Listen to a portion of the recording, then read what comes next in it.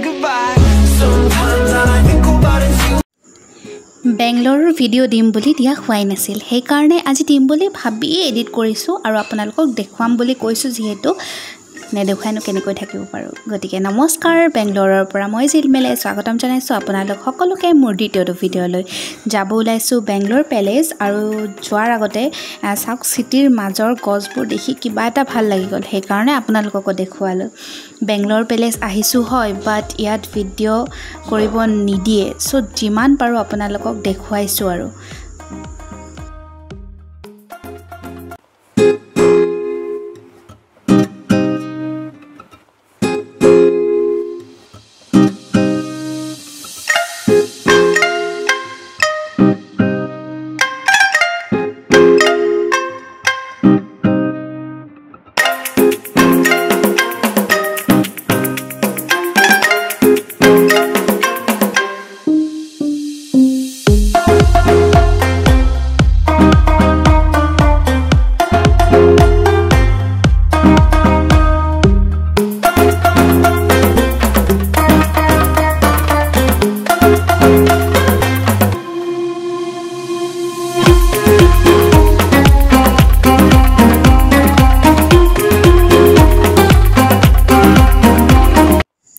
জানিব পৰা মতে এই পেলেচটো কনষ্ট্ৰাকচন হৈছিলে 1874 ৰ পৰা 1878 ৰ ভিতৰত আৰু ইয়াৰ পিছতে আমি এতিয়া গৈ আছো টিপু সুলতান পেলেচলৈ আৰু টিপু সুলতান পেলেচত এনে ধৰণে অনলাইন টিকেট কাটি ল'ব লাগে আৰু আমিও কাটি লৈ আমি ভিতৰলৈ সোমাই আহিলো এই টিপু সুলতান পেলেচটো আসলতে হায়দাৰ আলীয়ে বনোৱা ষ্টাৰ্ট কৰিছিলে আৰু 10 বছৰ পিছত মানে 10 বছৰ লাগিছিলে এই পেলেচটো কমপ্লিট কৰোতে আৰু কমপ্লিট কৰিছিলে টিপু সুলতানে সেইকাৰণে এইটোৰ নাম টিপু সুলতান পেলেচ বুলি কোৱা হয় আৰু টিপু সুলতানে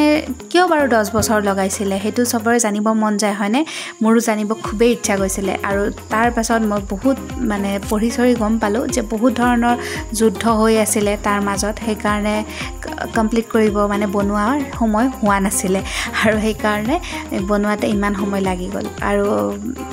কিন্তু ফাইনালি কমপ্লিট কৰিছিলে 10 বছৰ পিছত হলেও আৰু ইয়াত ধুনীয়াকৈ সন্মুখৰ ফালে এখন ধুনীয়া গাৰ্ডেন আছে আৰু ভিতৰত তেনেকুৱাকে পেলেচটোৰ ইমান বেছি নাই ৰুম কিটা আছে আৰু তাৰ পাছতে মই ৰুমত আহিলো ৰুমত আহি ফ্ৰেছ হোম আৰু এতিয়া তাৰ পাছত সন্ধিয়া আকৌ ওলাই যাম সেইকাৰণে সন্ধিয়া লগ পাই আছো দেই আপোনালোকে চাই থাকক ভিডিঅ'টো আৰু এতিয়া সন্ধিয়া হৈ গ'ল আৰু মই যেহেতুকে কৈছিলো যে সন্ধিয়া ওলাই আহিম বুলি হে ওলাই আহিলো প্ৰথমতে এখন মাৰ্কেটত যাব ওলাইছো এই মাৰ্কেটখনত মই গৈয়ে ইমান এটা ভাল লাগিলে নহয় মানে এইবিলাকটো চেণ্ডেলটো কমন বস্তু মই সবতকে ভাল লগা বস্তুটো হৈছে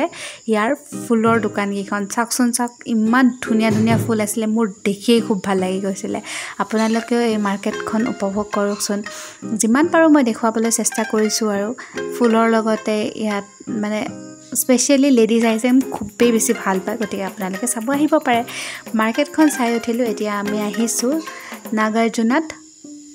ডিনাৰ কৰিবলৈ আৰু মানে স্পেশাল ইয়াৰ ট্ৰেডিশনেল ফুডটো খাম আৰু চাওক কি ধুনীয়াকৈ কলপাতত দিয়ে আসলতে আৰু সবচে ডাঙৰ কথা ইয়াৰ মেনুখনত কলপাতৰ ডিজাইনৰ সেইকাৰণে ভাবিলোঁ আপোনালোকক দেখুৱাম ফাইনেলি আমাৰ অৰ্ডাৰ আহি গ'ল যিহেতুকে ট্ৰেডিশনেল ফুড খাম সেইকাৰণে এয়া চাওক দেখিয়ে খুব ভাল লাগিছে আপোনালোকৰ জিভাৰ পানী পৰিছেনে ক'বচোন পৰিছেনে নাই গতিকে খাই লৈ এতিয়া আকৌ ৰুমলৈ গ'লে যাওঁ